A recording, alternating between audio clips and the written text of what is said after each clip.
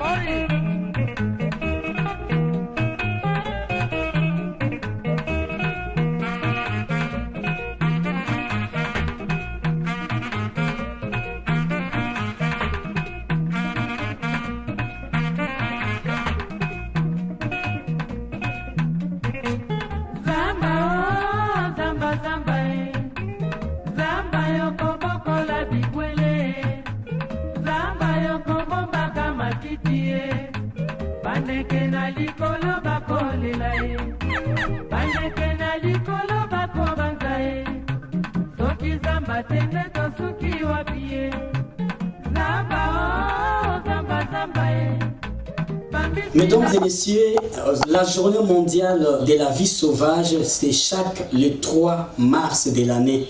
Et en cette année 2022, nous sommes venus à la rencontre du directeur de l'ONG Tropenbos RDC pour parler de l'état des lieux de la vie sauvage ici dans la province de la Chopo, parce que Tropenbos, c'est une ONG qui œuvre dans les secteurs environnemental. Et d'ailleurs, le nom même l'indique, Tropenbos, la forêt tropicale.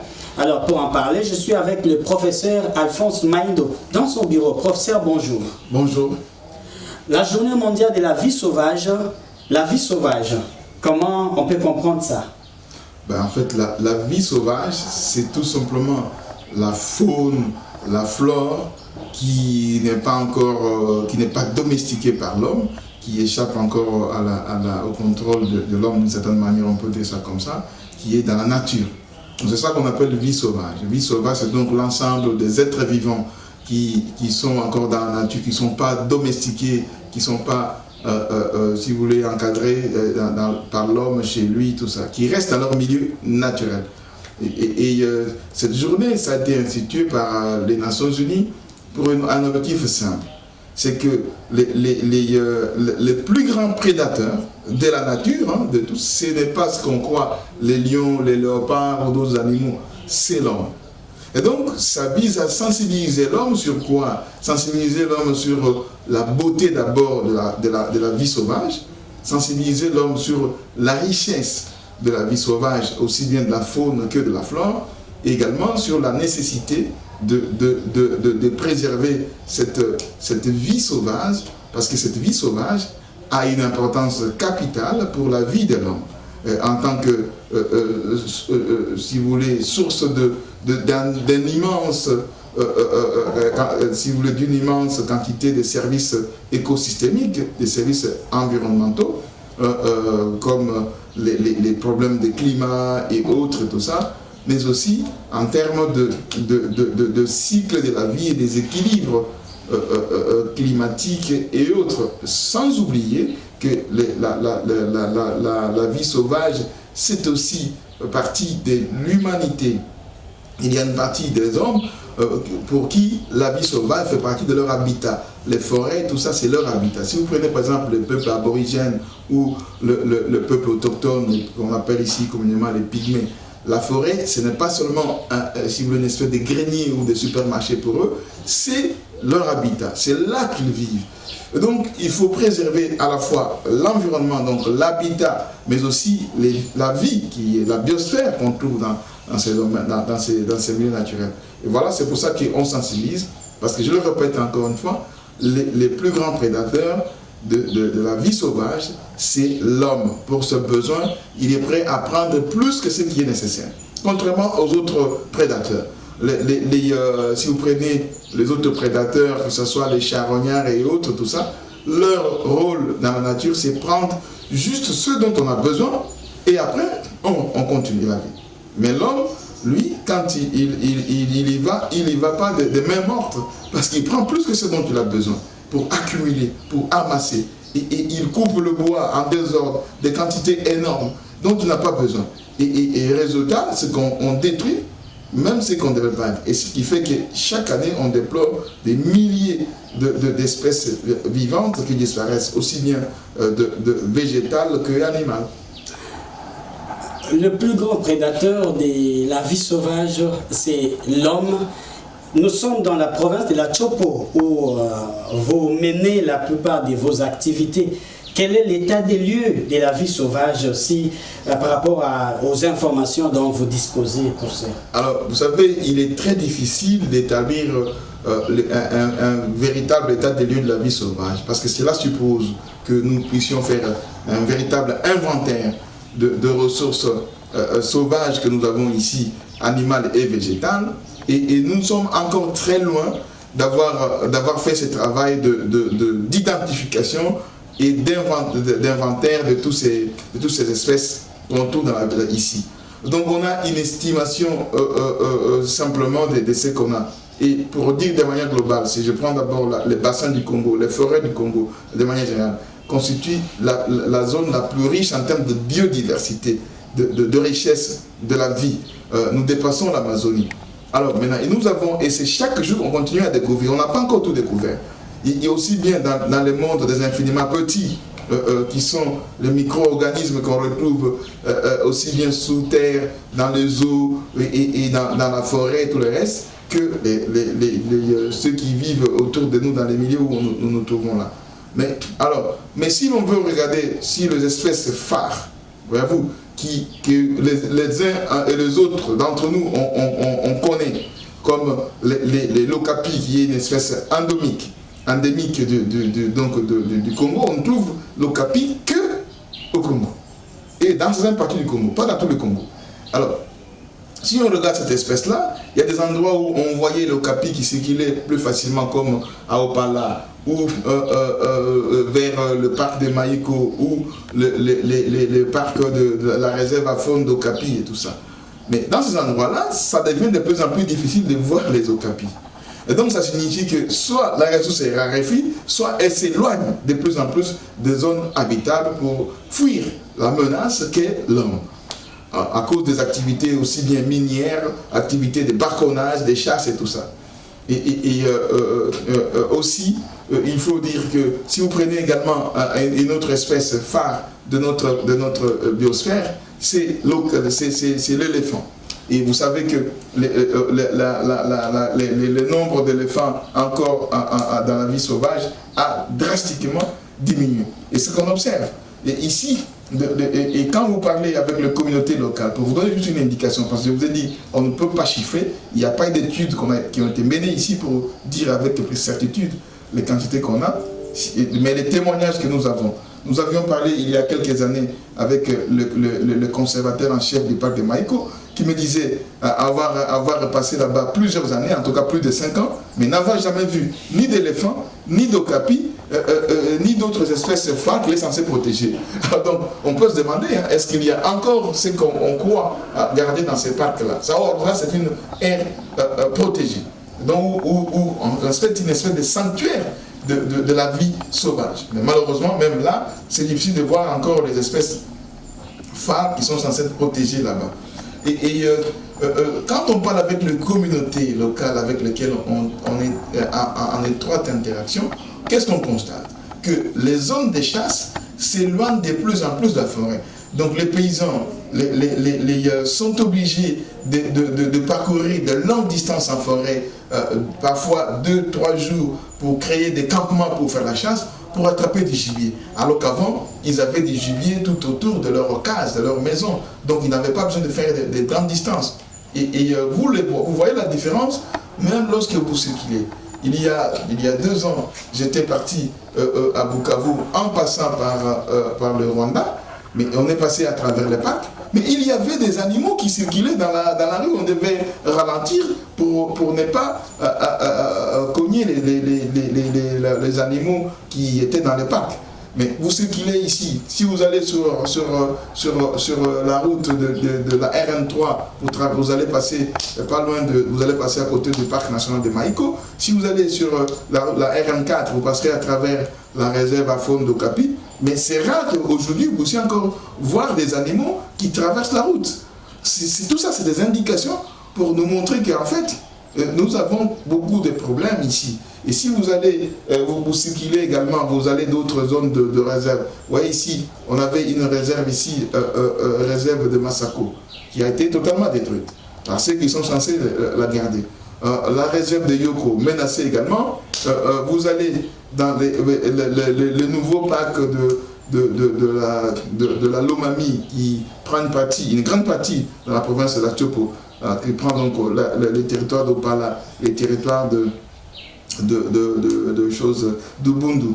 Mais là aussi, on a des problèmes pour voir, si vous voulez, cette vie sauvage s'approcher de nous. Alors, il y a, si vous parlez, j'ai parlé beaucoup des animaux, mais je peux parler aussi des arbres. Et quand on regarde quelles sont les espèces qui sont aujourd'hui les plus menacées, c'est notamment la formongia, c'est qu'on appelle ici les mogoya. Voyez-vous qu'on appelle en langue locale ici mogoya. Parce que c'est très demandé et ça rapporte beaucoup d'argent aux gens. Et donc tout le monde coupe ça et on ne respecte pas d'ailleurs, c'est une espèce qui est soumise à autorisation pour couper, pour exploiter.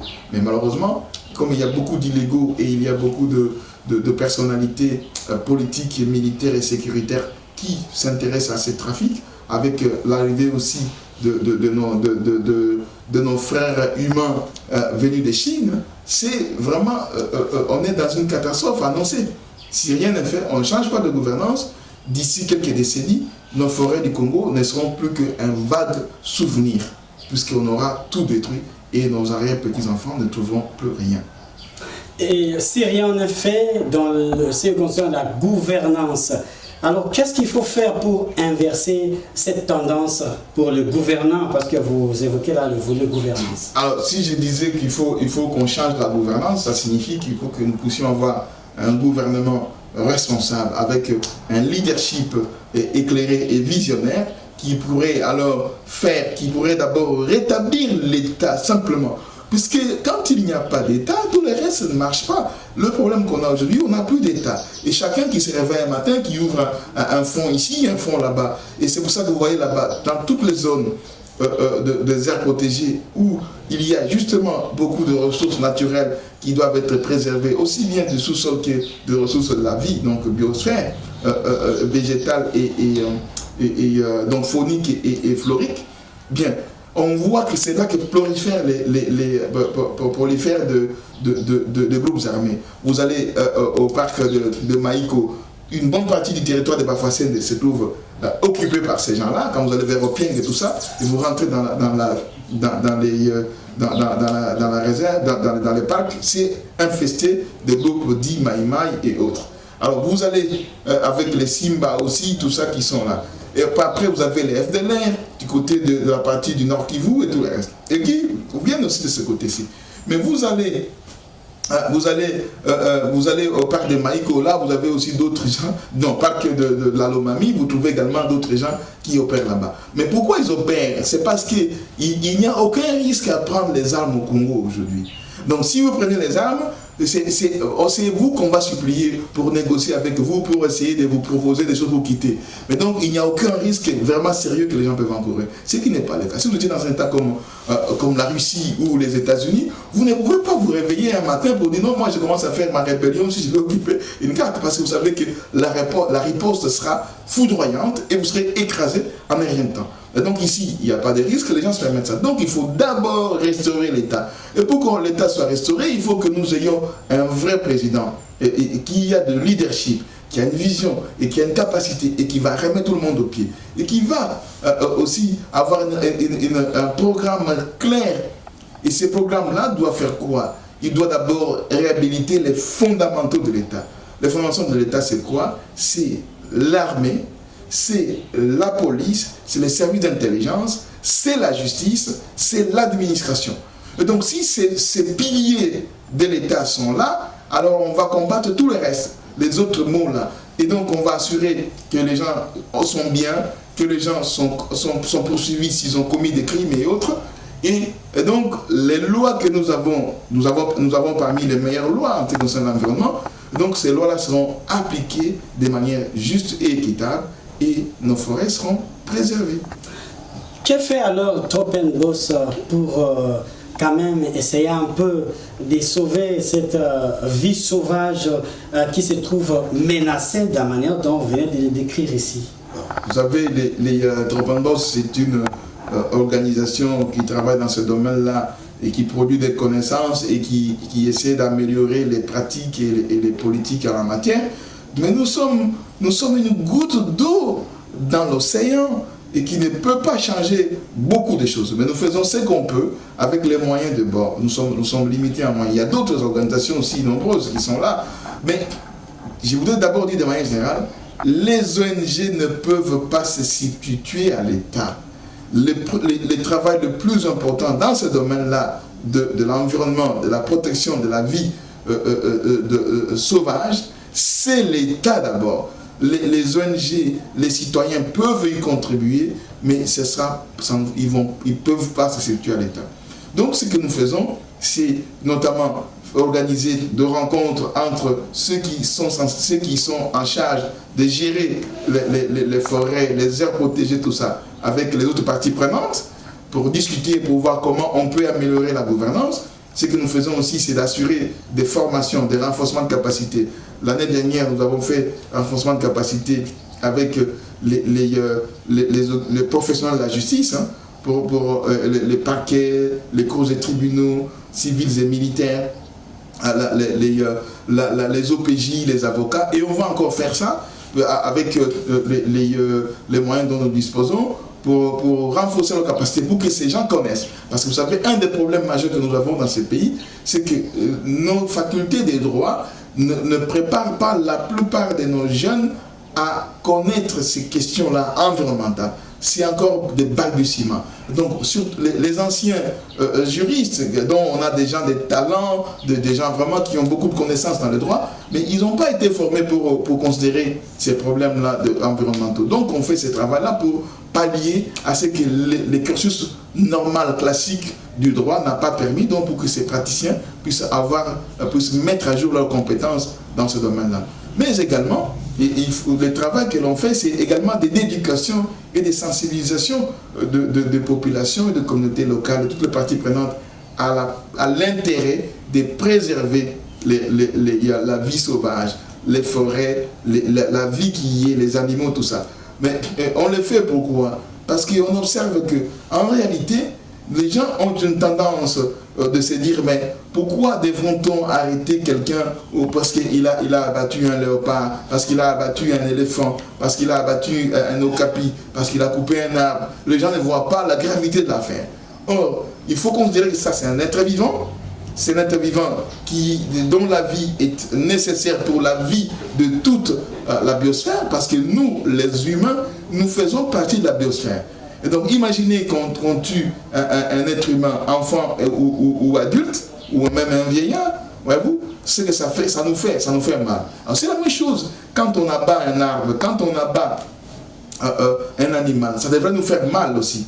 Et c'est pour ça que j'aime bien des communautés aborigènes ou autochtones, parce que lorsque un membre de cette communauté veut aller, par exemple, ramasser ou prendre l'écorce d'un arbre pour se soigner, ou prendre un gibier pour manger, ou collecter du miel, ils font d'abord une espèce de prière pour demander à cet arbre-là de ne pas lui en vouloir, parce qu'il ne le fait pas pour lui faire du mal, parce qu'il a seulement besoin de survivre et il prend une partie de ça et il demande que cela puisse contribuer à encore donner de la vie et à répandre la vie. Et donc, après cette prière, si je peux dire ça comme ça, cette incantation, et donc il peut alors prélever, juste dans son besoin. Ça montre bien, si vous voulez, une espèce de communion. C'est cela que nous voulons vraiment avoir. Qu'il y ait une espèce de communion entre l'homme et les restes de la nature, les restes de la biosphère. Parce que nous, tous ensemble, nous formons la biosphère. Et donc, il ne faut pas que l'homme se mette au-dessus ou en dehors de ça. Il est un élément, d'ailleurs un tout petit élément. Et parmi les plus fragiles, d'ailleurs, des éléments de la vie sur Terre. Et donc, il doit être humble, reconnaître cela, et contribuer donc à participer. Je ne suis pas animiste, mais je pense que dans chaque être vivant, dans chaque élément de la nature, il y a une vie, il y a une âme qui mérite attention et avec laquelle il faut communier, il faut communiquer. Voilà, nous sommes presque à la fin de cet entretien. Maintenant, un message à la population, à la communauté par rapport à cette journée mondiale de la vie sauvage. Alors, si vous voulez, le message que je peux passer, c'est ce que j'ai dit tantôt. Je voudrais simplement rappeler que la journée internationale de la vie sauvage, c'est une célébration qui a été décidée par les Nations Unies pour que nous puissions réfléchir sur notre rôle dans la vie sauvage, aussi bien la flore, donc les arbres, tout ça, les plantes, que la faune, c'est-à-dire les animaux et tous les insectes, tout le reste, que nous puissions réfléchir sur notre rôle. Et parce que je l'ai dit tantôt, nous sommes les plus grands prédateurs, nous détruisons la vie. Alors il faut que nous puissions changer notre rôle, que nous soyons, au lieu d'être ceux qui détruisent la vie, que nous soyons ceux qui donnons la vie, ceux qui protègent la vie. Et c'est cela que je voudrais donc, pour cette journée internationale de la vie sauvage, de la protection de la vie sauvage, je voudrais nous inviter à tous à être des défenseurs, des protecteurs de la vie sauvage. Parce que notre vie à nous dépend de cette vie sauvage. Il faut la préserver, il faut l'utiliser si vous voulez, de manière rationnelle. Quand on voit un serpent, il ne faut pas le tuer pour le tuer. Quand on voit un insecte, il ne faut pas l'écraser. Il faut lui laisser la possibilité de vivre. Il y a un équilibre entre les différents animaux. Il y a une chaîne, si vous voulez, un système, un écosystème qui permet donc la combinaison des uns des autres. Si vous avez des chats dans votre maison, ils vont permettre de nettoyer naturellement d'autres rongeurs qui pourraient venir nuire à tout ça. Mais la même chose, si vous avez des araignées, tout ça, ils vont attraper les mouches et les roses et les restes qui sont là. Mais ils ne vont pas attraper tout. Et donc ça permet de garder une certaine, si vous voulez, stabilité de la vie sur l'humanité. Il ne faut pas que nous puissions avoir, comme on étudie les dinosaures et autres, voyez-vous, comme des fossiles. Si on ne prend pas garde, nous allons, nos arrière-petits-enfants et peut-être même nos petits-enfants ne pourront pas voir ces espèces-là, animales ou végétales. Ça va être seulement des photos ou des fossiles qu'ils vont voir. Et j'ai craint que même l'humain devienne simplement un fossile un jour. Parce qu'avec les capacités de destruction massive que nous détenons aujourd'hui, il y a de forts risques que nous puissions disparaître. Imaginez une guerre aujourd'hui mondiale, voyez-vous, comme ce qui se dessine à l'horizon, qui profile à l'horizon avec l'intervention russe en Ukraine. Si on n'y prend pas garde et que les puissances qui comptent n'écoutent pas la voix de la raison, on a une capacité de détruire toute la planète en quelques secondes. Et nous serons tous disparus et à jamais. On ne parlera plus de l'humanité, de l'homme. Voilà, merci beaucoup professeur Alphonse Maindo d'avoir répondu à nos questions. Je vous en prie. Merci également à Clément Hassani qui était à la caméra. Merci à vous mesdames et messieurs. Bonne suite de programme.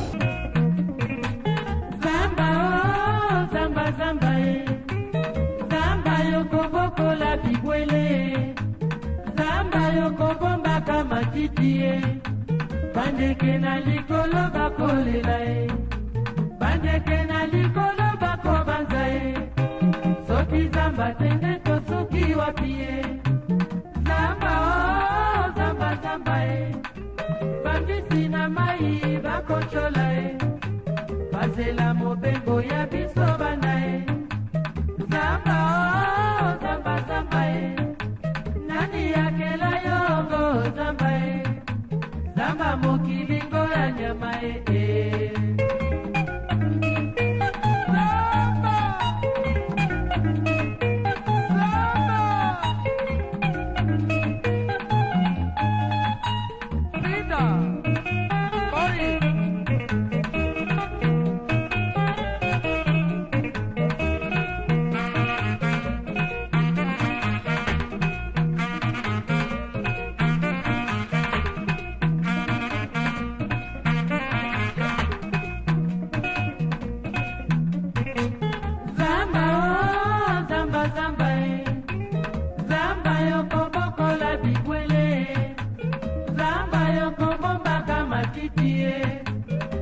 bandeke na likolo bakolela ye, bandeke na likolo bakobanza ye, soki zamba tende tosuki wapi ye, zamba o zamba zamba ye, bambisi na